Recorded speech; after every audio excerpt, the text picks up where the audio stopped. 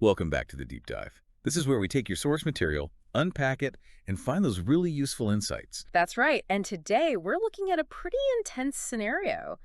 It's all about a group of adventurers, a village plague. Shadow, sickness, yeah.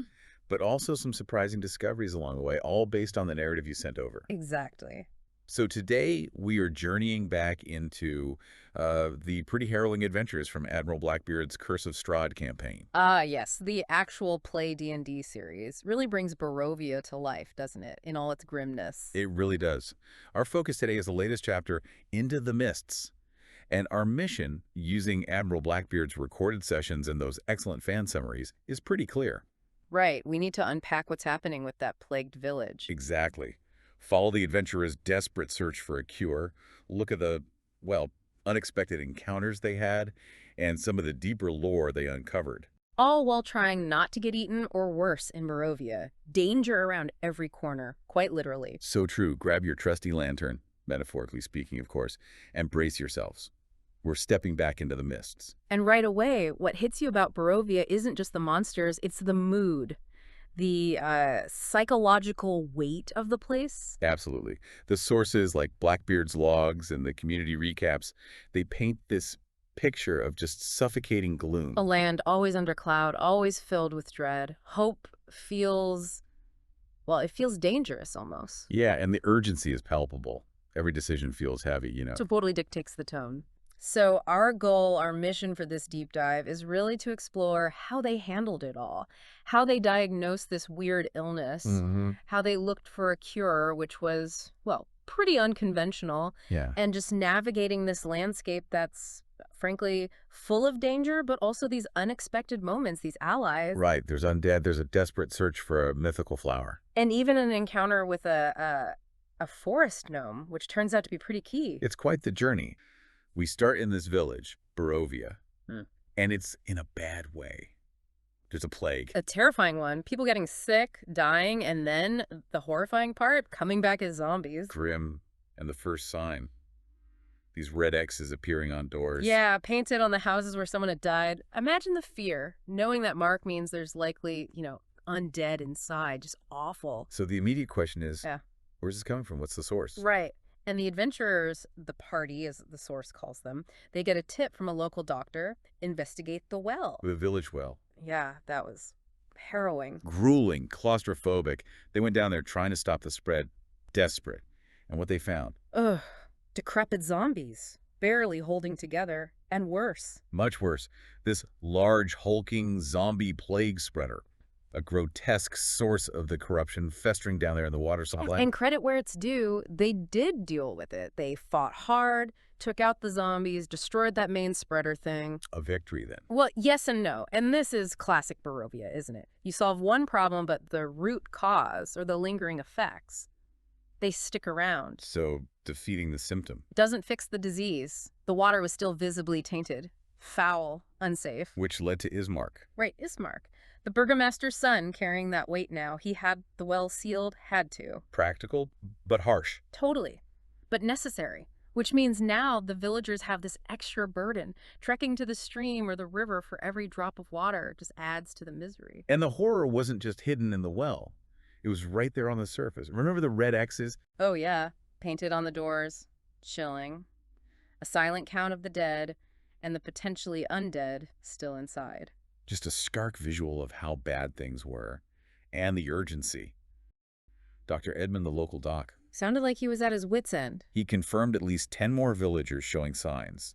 And worse, 2 more had died and turned into zombies while the party was actually in the well fighting. While they were trying to stop it, it was still spreading. That's brutal. Paints a picture of a village just teetering on the edge, doesn't it? Absolutely collapsing. But even then, in that despair, a flicker of hope. Or maybe desperation. Dr. Edmund again. He meets with Ismark, with the party. They need something, anything. And his idea, Tser Flowers. Tser Flowers. It sounds almost mythical, doesn't it? Especially for Barovia. It does. And what's fascinating is this immediate jump to something almost like folklore. Unverified remedies. The sources say they're known to possibly have medicinal healing properties. that possibly is doing a lot of Oh, work. right. And certain magical properties. Could maybe make a sal potion. It's all very vague, very hopeful. Almost wishful thinking. Exactly. Even the doctor, the man of science, admits it's a stretch, a gamble. But when conventional options fail. Any hope is a beacon, right? No matter how faint, it really shows how bleak things were. So the plan is formed. Head out tomorrow, find these flowers by the river. A desperate expedition. But there's still that awful problem. The dead won't stay dead for long. How do they handle the bodies? Yeah, that's the next grim task. And this is where you see them grappling with the unknown. They actually debate how to permanently stop the bodies from reanimating. What options are on the table? Things like finding clerics, divine magic users, maybe staking them like traditional vampires, or cremation. But they don't really know what works for these zombies. Exactly. There's a lack of certainty. It shows they're dealing with something maybe unfamiliar. In the end, they decide on burning them, a pyre. All right. They gather the bodies at a site just outside town. Apparently, there was already a pyre spot there from an old raid. So pretty somber, ritualistic moment. Trying to bring some control back. And maybe some hope, yeah. Decisive action, even if it's grim, showing they're fighting back. After a day like that, I imagine the adventurers needed a break. The source mentions the tavern. It does. Yeah. And it's this interesting little snapshot of, well, humanity persisting even in horror. They head to the tavern for some rest and food. They're utterly drained after the well. Yeah, even heroes got to eat, which leads to the tavern scene. Right. Ismark offers to pay. A small gesture, but probably meant a lot. I imagine so. So the party follows him, grabs a table, orders food and drink, that classic tavern moment. But in Barovia, it feels different. Less like a break, more like seeking temporary shelter from the storm, a necessary pause. You can almost hear the clatter of tankards against the backdrop of silent, plagued houses outside. It's that contrast again, isn't it? The simple human need for food, rest, connection, right smack in the middle of profound danger. Highlights the human element, yeah. But the conversation isn't exactly light. No, how could it be? It's all about the sickness, the flowers, what's happening in the village. Whispers, rumors, tragedies. The weight of the mission is still there, even with ale in hand. The possibility of failure. It's the emotional toll of just existing in Barovia, never truly off duty. And then the night takes a turn. A distraction arrives. Willow. Ah, Willow. The striking young woman. Makes quite an entrance, apparently. Yeah, grabs a seat at the bar, then spots Ismark and the adventurers, Yay. and saunters over. Saunters. That word choice tells you something. It does. And she zeroes in on Logain, the party's thief, sits right next to him. And flirting ensued. Succinct. Very. She's wearing this emerald green dress, simple but noticeable, eyes twinkling with curiosity. In Barovia, that kind of dress, that kind of attitude, it stands out. Definitely. She says she's looking for adventure, good wine, and interesting company, and then invites Logain back to her place. And Logain being Logain. Accepts immediately. Doesn't hesitate. Vanishes into the night with her. Wow. Okay. His departure tells us a lot, doesn't it, about party dynamics under pressure. How so? Well, you've got the mission-focused types, right? Saving the village is everything. But then you have others, like maybe Logain here, who are just looking for an escape, immediate gratification, anything to forget the horror for a night. A coping mechanism, maybe? Even a reckless one? Could be.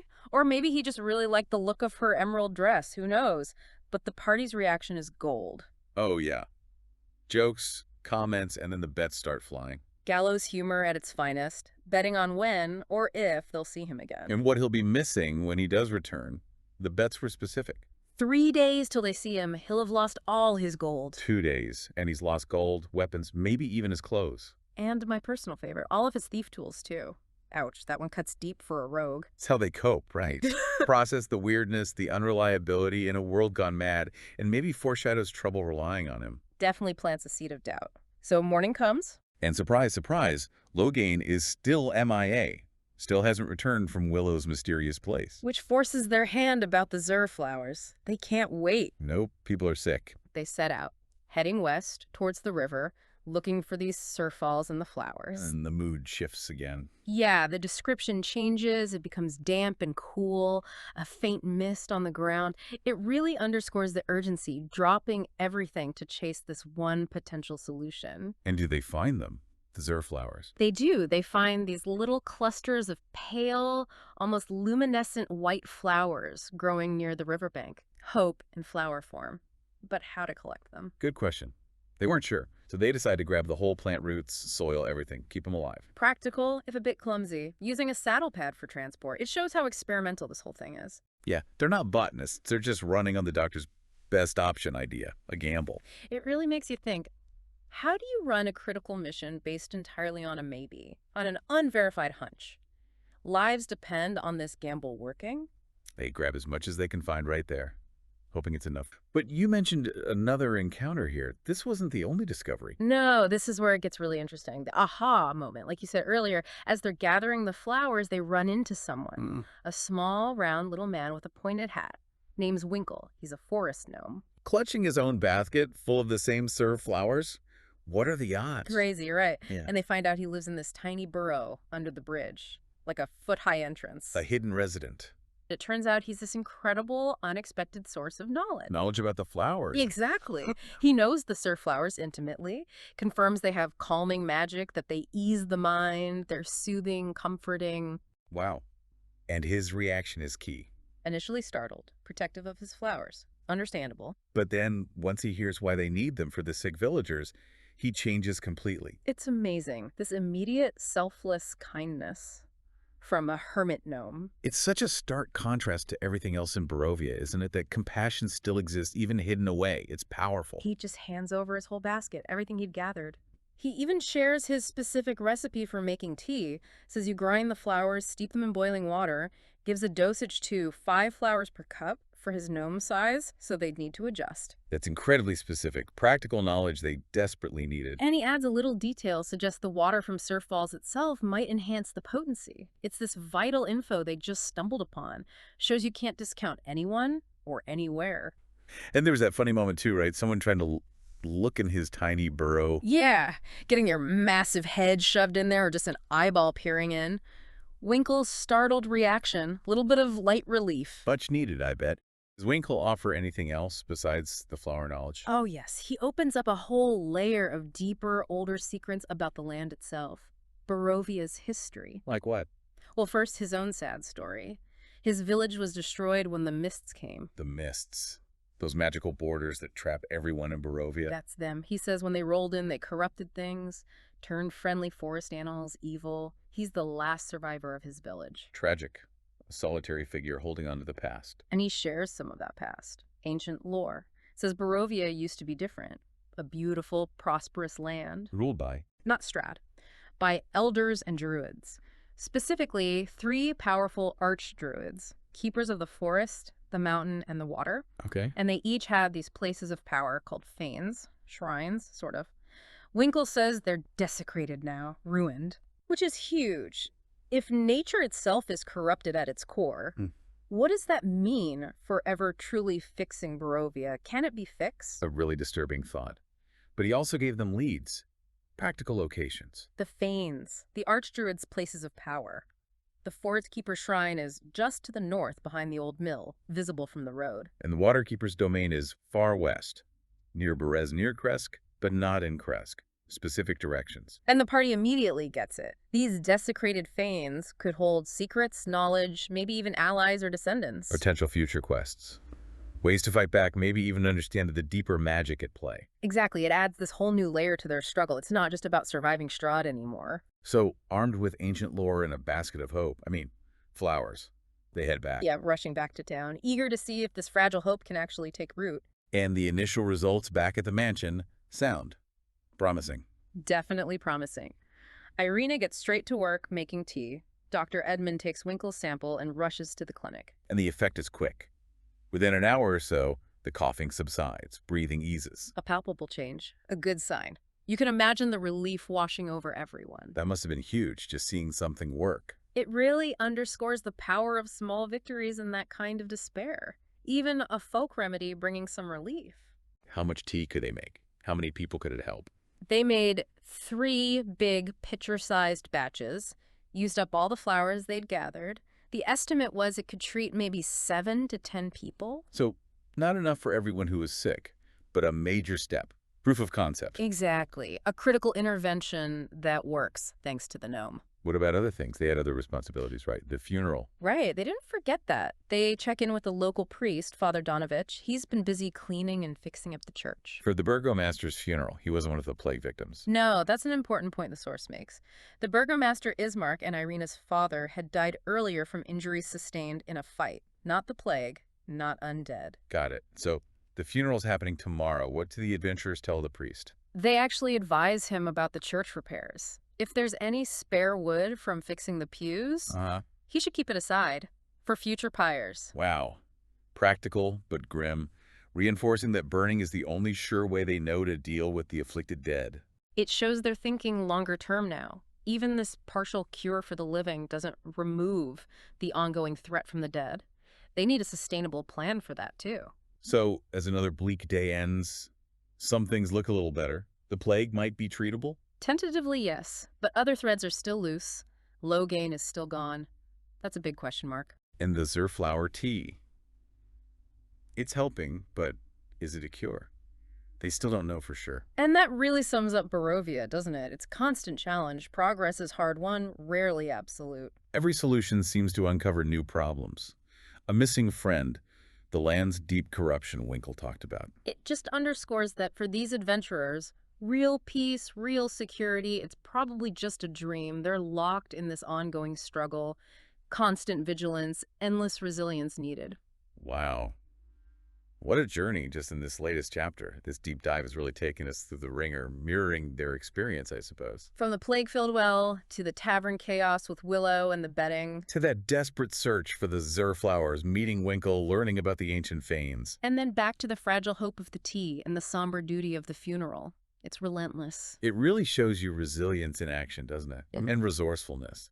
And those surprising moments of kindness, like Winkle's gift. Absolutely. And it highlights how valuable it is to piece together the story from all these different angles. The adventurer logs, the gnome's tales, to get the full picture. So let's pull back a bit. What does this whole sequence, this deep dive into Barovia, really tell us? Well, it clearly shows a crisis unfolding on multiple levels, doesn't it? Yeah. You've got the plague itself, the immediate threat of the undead rising. Right. And then this desperate search for answers, for a cure. It moves from very practical, grim tasks like sealing a well and burning bodies. Yeah, really grounded stuff. To this almost fairy tale encounter with a hidden gnome who holds ancient wisdom. It really highlights how vital it is to be adaptable. And to listen, maybe. Yeah. To explore every possibility, even the unlikely ones. Absolutely. Don't dismiss potential sources of knowledge just because they're unexpected. Winkle was key. And connecting that to the bigger picture, Yeah. What's the takeaway there? I think it really underscores how information is power, right? Especially in a crisis. And that information can come from anywhere. A reclusive gnome, fragmented legends about druids and fanes. Pursuing those faint clues gave them the breakthrough they needed. They didn't just, fix the immediate problem with the tea. They gained a much deeper understanding of their world. It's history, it's hidden forces. Exactly. It shifted their whole perspective, potentially opening up entirely new ways to deal with the larger situation in Barovia. Which leads to a question for you, listening. When you're facing a challenge, maybe in your own learning or trying to solve a problem, how often do you stick to the obvious paths? Or do you sometimes seek out the Winkles? Those hidden sources of knowledge or perspective that might be hiding in plain sight. What forgotten lore, what hidden fanes in your own field or life might hold the key you're looking for? That's a great thought to end on. What unexpected allies or information sources are you overlooking? So as we leave you to think about all this, consider the idea of home in Barovia. What does it even mean there? Yeah, for Winkle, it's a tiny burrow under a bridge, his hidden sanctuary. For the villagers, maybe it's the besieged manor or the church Father Donovich is trying so hard to restore. Defiant spaces? So what does it mean to find or create safety when the world itself feels actively hostile? When the very ground seems corrupted? And how much hope can you actually hold on to when basic things, safety, security, health, are constantly under threat, always fragile? It's something to reflect on, maybe. The nature of hope itself and those small acts of compassion that push back against despair, not just in stories, but, everywhere. Thank you for joining us on this deep dive. We hope you found some insights and maybe a new appreciation for the struggles and small victories in Barovia's shadows.